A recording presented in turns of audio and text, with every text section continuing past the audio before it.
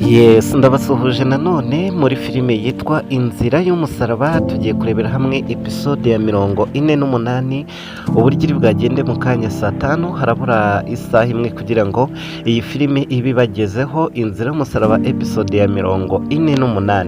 Ndizera ko ejo uburyo twakozemo cyangwa se uburyo twateguye iriya filime episode ya 47 bwashimishije abantu benshi, ariko nanone bubasiga mu rujijo bitewe n'uko uwo bita Isimbi yari amaze kugera hano mu rugo iwabo wa Cyusa, ndetse nta kintu na kimwe gihari cyo kuhamukura. Ibyo rero bamwe babyibajijeho bibaza uburyo biri bwarangire n'ibyo bari bwaze gukomerezaho ku munsi wa none. Nibyo nanjye nje kukubwira ngo haye ikaze muri kino kiganiro. Nitwa Nsabimana Jean Bosco, turabana muri iki kiganiro. Hanyuma itangazo mbere na mbere ku bantu bashaka gukina filime, umuntu uziko yabasha gukina nk'ibyo Isimbi akina cyangwa se akabasha kuba yakora nk'ibyo Isimbi akora ariko n'imyambarire, anyandikire kuri 0720366580 mbashe kuba namufasha mwinjize muri filime yitwa Inzira y'urukundo, nawe atangire gukina no kuzamura impano ye. Ahangaha rero Rugema nawe akomeje gutegura umugambi wo gushyingira Iribagiza mu wundi muryango. Ejo nibwo yamugejeho icyo gitekerezo, amubwira yuko ashaka kumushyingira undi musore utari Cyusa, ndetse uwo musore nawe akaba ari umunyamahanga. Iki kigabo gikunda amafaranga cyane, niyo mpamvu kiba gishaka gucuruza uyu mwana. Iribagiza yibutse ubuzima bwose yacanyemo na Cyusa, yibuka wa munsi ajya gutabara urukundo rwe, yibuka uburyo yagiye abana na Cyusa haba mu buto bwabo kugeza bakuze, yibuka uburyo yamurwaniye intambara. Ahangaha uri muribuka ibyago yahuriyeyo nabyo. None ubu ngubu Cyusa nawe ari kumwe na Isimbi, intambara ku ruhande rwose zirakomeje, nta n'umwe utuje muri aba babiri bakundana, yaba Iribagiza ndetse na Cyusa. Cyusa nawe biramugoye cyane, arimo aragerageza uburyo ki yakikuraho uyu mukobwa Isimbi. Ese araza kubigenza gute? Iribagiza nkwibutse ko niwe mukazana uyu mama Cyusa akunda, niwe mukazana yifuza ko yazazana cyangwa se yazataha muri runo rugo. Nubwo Iribagiza bamurwanya bose, ariko arakunzwe nanone kuko niwe muntu wenyine uyu mubyeyi yifuza ko umusore we yazashaka mu gihe byaba bikunze. Ku ruhande rumwe rero bakomeza gupanga nabo we n'inshuti ze Iribagiza. Ejo bari kumubwira yuko agomba kwitegura kugira ngo uyu musore bita Cyusa aho azazira azahita amucikana amucikishe. Nubwo bitoroshye Iribagiza kubyumva byaramugoye, ariko niyo nzira yonyine ihari yo kuba bamutabara, kuko nimba bamaze kumutegurira undi mugabo kandi twabonye neza ko uru rugo ari abagome, bakora n'ibishoboka byose kugira ngo uyu mukobwa ashyingirwe uwo musore wundi. Cyusa rero nawe yagiye aca mu buzima bugoye kubera Iribagiza, hari aho yashimutwaga Iribagiza akamutabara. Ibi byose rero ni ibibatera imbaraga zikomeye cyane, ni ibitera Iribagiza imbaraga zikomeye zo kuba yarahakaniye uyu mugabo.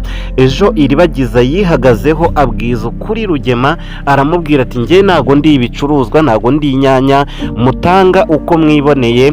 Aramubwira ati byanze bikunze uwo mugabo muzamukingira nakiri muzima. Ibi byose yabitebwaga n'uburyo yagiye aca mu bintu bikomeye, mu ntambara zikomeye yazicanyemo n'umukunzi we Cyusa bagatabarana, uburyo bakuranye, uburyo Cyusa yaciye mu buzima bukomeye yaturutse muri Amerika ari gushakisha Iribagiza wa nyawe. Nibyo byatumye Iribagiza ahakanira Rugema.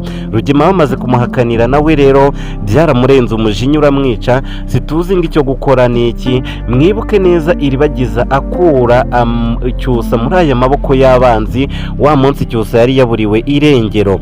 Mu rundi ruhande hano mu rugo uyu musore nawe akomeje kugambanira hano kwa Cyusa, akomeje gutanga amakuru yose abera muri runo rugo, ariko ku munsi w'ejo yarafashwe afatwa na Nkubito. Sinzi noneho ko uyu munsi ari bwaze kuhikura.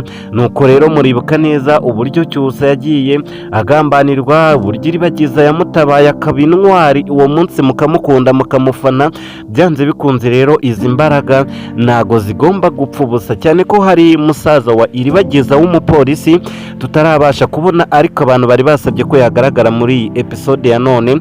Abifuza ko rero musaza wa Iribagiza yagaragara muri episode y'uyu munsi, mu nyandikire muri comment kugira ngo tubitegure hakiri kare tubashe gutabara Iribagiza hakiri kare. Ubwo rero umusaza we w'umupolisi ahageze byaba bisa nkaho ibintu bigiye ku ruhande. Iribagiza yahobeye mama Cyusa mu kanya gatoya cyane, muraza kubibona, kuko mama Cyusa nawe yabonye ko izi ntambara zitakiri intambara z'abana ahubwo ari intambara z'imiryango, niko guhaguruka nawe akarurwana. Rugema hano nawe ntibimworoheye, uyu mwana yamubwiye amagambo akomeye aramukorogoshora mu mutwe, ntago yarazi ko Iribagiza yatinyuka kuvuga amagambo ameze gutya. Banyarwanda rero, cyangwa se abo mukunda filime Inzira y'Umusaraba, uwo waba uri hose n'uwo waba uri we wese, tubwire ikintu turi bwaze gukora kuri uyu munsi wa none kugira ngo dusohore uwo bita Isimbi mu rugo iwabo wa Cyusa. Tunashimira Iribagiza uburyo akomeje kwihagararaho akabwiza ukuri bano bagome bamushimuse, bameze nk'abicanyi, ndavuga kwa Rugema. Ku rundi ruhande rero, Kamarade ndetse na Emile nawo umuti bamaze kuwuzana ndetse bamaze no kuwuha Iribagiza, bahita bashimira Imana yabakuye muri ya mashyamba, yabacishije muri rwa rugendo. Ubu ngubu nubwo Iribagiza ari gutotezwa n'uyu Rugema, ariko Rugema ntago aramenya neza ko Iribagiza yabonye umuti yawubonye, ariko ntago arawunywa ngo atangire kwibuka, ariko umuti yamaze kuwubona.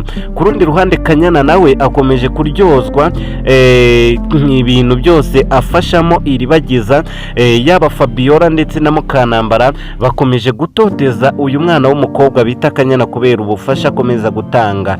Uyu musaza nawe ku munsi w'ejo yabujije Cyusa ndetse na mushiki we gusohora Isimbi, abigenza gakeya kugira ngo barebe uburyo bwiza bwo kuba babicishamo, ariko uyu mushiki wa Cyusa yumvaga bamusohora bakamuta hanze mu buryo bubi cyane, ndetse yarateye umujinya.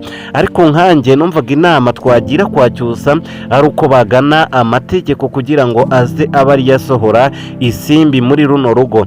Dore ababyihisha inyuma rero ni abangaba, nibo bihisha inyuma y'umupango wo kuba iri Isimbi yaza kwihoma kwa Cyusa hariya ngo akahaba nk'umukazana wabo akazanahabyarira, ariko Cyusa nabyumva ndetse ntago nzi yuko uyu mukobwa Isimbi yahamara umwanya, cyane ko umukazana wa nyawe tumuzi.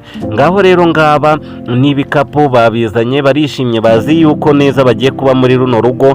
Ariko se weho nk'umuntu ukunda filime Inzira y'Umusaraba, dukora iki cyangwa dukoresha iyihe nzira nziza yatuma dusohora uwo bita Isimbi muri runo rugo, cyane ko aje kuhizirika? Nge ndumva icyakorwa ari uko bakoresha amategeko akaza akaba ari yamusohora, kuko nta bimenyetso bihari bigaragaza ko uyu bita Cyusa ari we waba warateye inda uyu mwana w'umukobwa Isimbi. Iribagiza nawe hano ari mu mazi abira, ariko ndizera neza ko turaza kuyamukuramo, dushobora gukoresha Cyusa akaza kumutabara. Mukomeze kuryoherwa na filime.